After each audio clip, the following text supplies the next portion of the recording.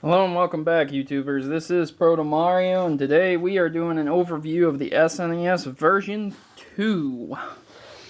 Now, this version is not the updated version of the original SNES, but rather the scaled-down miniature version. Throughout my reviews coming up, I'll be doing many different game reviews for this. As you can see, I have several stacks of games here. So we'll be looking at the top shelf games sold on the SNES. And though I do not have my favorite games Earthbound and Chrono Trigger for the SNES, if anyone feels inclined to send them to me, I promise you I would love you forever, because those games are extremely hard to find in working condition nowadays.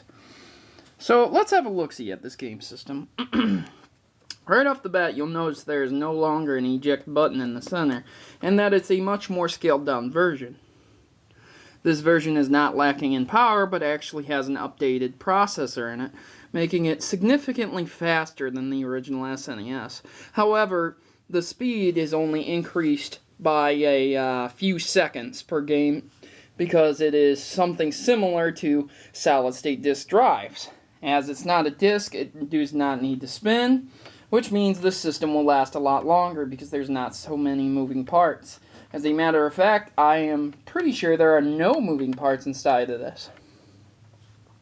Cosmetically, it is a very nice looking system, and though mine has some yellowing because I purchased it off of someone else, many Nintendos have this effect on them due to the plastic very adept at picking up smoking. So if you had a smoker in your house and you had a Super Nintendo, it would probably be yellowed. Which is kind of gross, but at the same time it's very hard to get clean. So let's have a look at the cosmetic features here. As I said before, it's significantly smaller, and it has two controller ports in the front. Right away you can see that there's no power button, no LED power button to let you know if it's working or not, which is kind of a letdown. Not really that significant, but you know, just something kind of cool to have. And right here we have the power button, switches from on to off, and the reset button is just a small dot there instead of being on the side like right here. Also, you can see an embroidered plastic piece of Super Nintendo here, as well as the lines to make it look a little bit better. So let's lift this sucker up.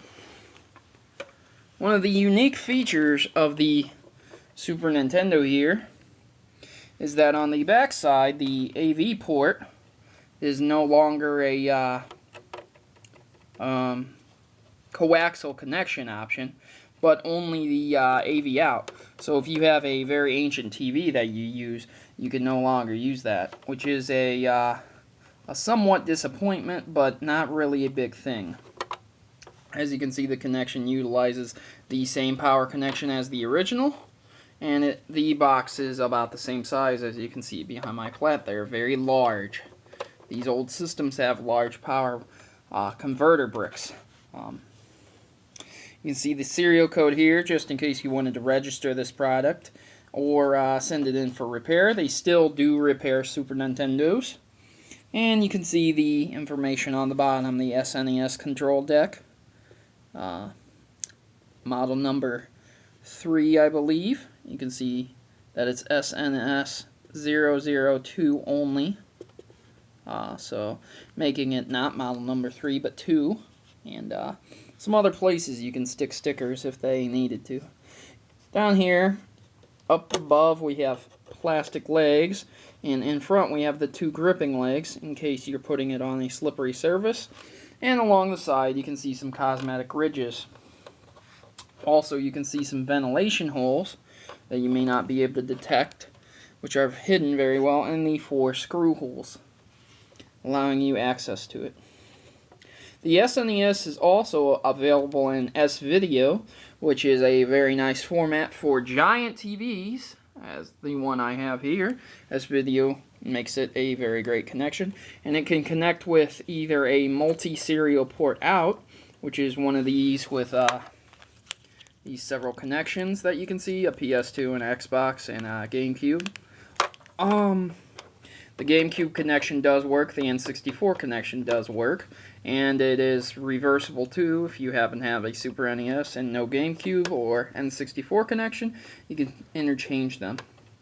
It's annoying if you have a setup like this and you can't get behind it too easily, but if you can't find one, which they aren't in a great supply right now, but they're not rare, it's just a nice substitute.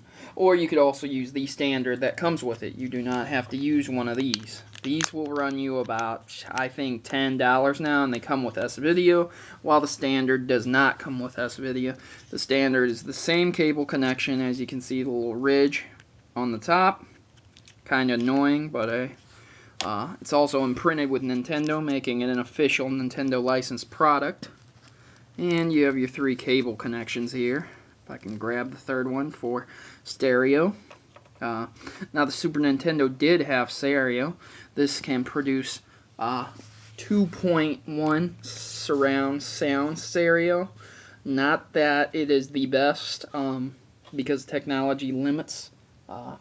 It kind of stopped being produced around 1995, 1996, and the stereo has taken leaps after that time period, so it cannot produce 5.1 or 7.1 or 10, or even what's coming out in the future. It cannot do that. It can only simulate it. So, something to consider if you are in possession of one of these and you have a nice stereo setup, or a soundbar will work perfectly, or 2 speakers behind you.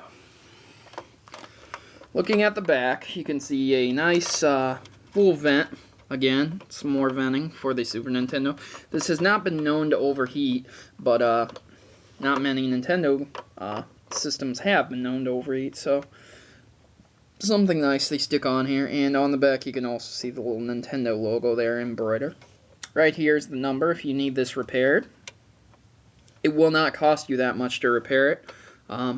It ranges from $20 to $50, which includes shipping and handling. And on the back side here you can see, I don't know if you can see it, but you can see a little writing that's embroidered saying multi-out and AC adapter, DC. It tells you exactly what one you want. You do not want to mix the ones or do them wrong, because you can overpower the circuit board inside and blow up your gaming system, quite literally. Most of the time it will short circuit, however, there have been known occasions to where it will actually explode. Let's go ahead and power this beast on, and I'll take the game out and show you it. So when you cut the power on, as you can see, it instantly turns on. And this is with S-Video. It's a very nice picture on my giant TV. As you can see, it's not windowed at all. And the colors really stick out. You may have to adjust your TV setting because of the newer game systems and how the color schemes work. It might be a bit too bright for the older game systems, and it might hurt your eyes. As you can see, the date on it says 1990 to 1991. This is when this game was released, and it was packaged freely with the Super Nintendo. I will be doing a review of this Super Mario World, and I hope you guys stay tuned to watch it. So, now that it's powered on, I'll hit the reset button. Very quick response time. Probably within 1.5 seconds. And, pulling it out is pretty easy. As you can see, most games lock in just like that. And it has a door on it to protect it. On the inside you can see the 72 pin connection to read the game. And it does well to keep the dust out. So guys, this is a nice overview of the compact Super Nintendo system. If you are in possession of one of these, you should count yourself lucky, because they are not as plentiful as the original Super Nintendo. Though I do have the original Super Nintendo, the compact one is a bit more useful to use in tight quarters, and it definitely does consume a little bit less power because it has been refined in that aspect. And it is a little bit faster, not by much, and purely if you're looking into getting a Super Nintendo, you may want to look into this model. Either model plays both games significantly, and the Retro Duo systems also play the games very well. This model here is model number 2, or you could also search model 3, and you should turn up exactly what you're looking for. Make sure it's been tested, and always make sure you're in close contact with the person you're buying it off of, because there are scam artists out there that just want to make a buck off you. But they should not be priced over $20 to $30. This one cost me, I believe, $20 without the connections, because I had this sucker right here. So, alright then guys, this is Protomario, and I hope you enjoy your classic gaming. I'm signing off.